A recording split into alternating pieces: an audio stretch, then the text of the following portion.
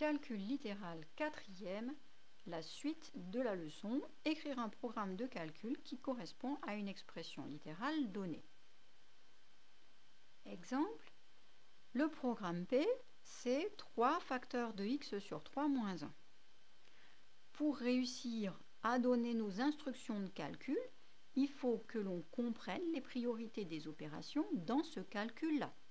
Alors, si je regarde ce calcul, qu'est-ce que ça veut dire? Déjà, j'ai des parenthèses. Tout le monde sait qu'il faut commencer par les parenthèses. Donc, je vais commencer en fait par x sur 3 moins 1.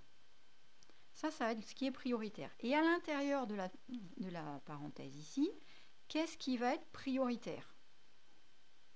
À l'intérieur de cette parenthèse ici, ça va être le x sur 3 qui va être prioritaire. Une division est prioritaire par rapport à la soustraction.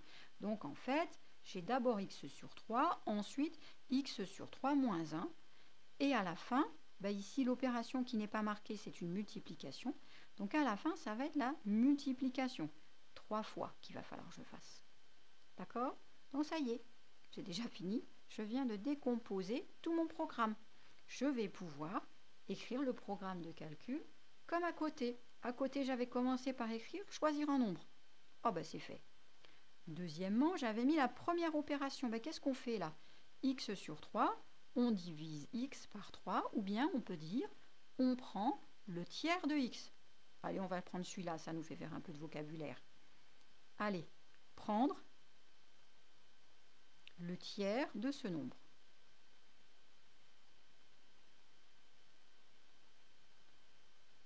Ensuite, qu'est-ce qu'on fait? On fait moins 1. Facile. Soustraire 1. Et ensuite, on fait le x3, mais x3 de toute la parenthèse, on est d'accord? Multiplier par 3 toute la parenthèse, ça veut dire multiplier par 3 le résultat de l'opération d'avant. Donc, multiplier le résultat par 3.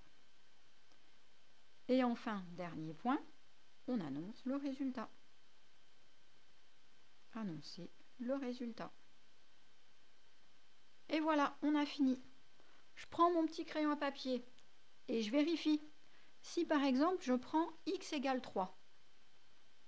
Je prends x égale 3 parce que c'est facile de diviser par 3. Je regarde combien j'ai dans ce calcul. Je vais avoir 3 fois, entre parenthèses, 3 sur 3 moins 1, 3 sur 3, 1, 1 moins 1, 0. Ça, c'est 3 fois 0, c'est 0 cette affaire.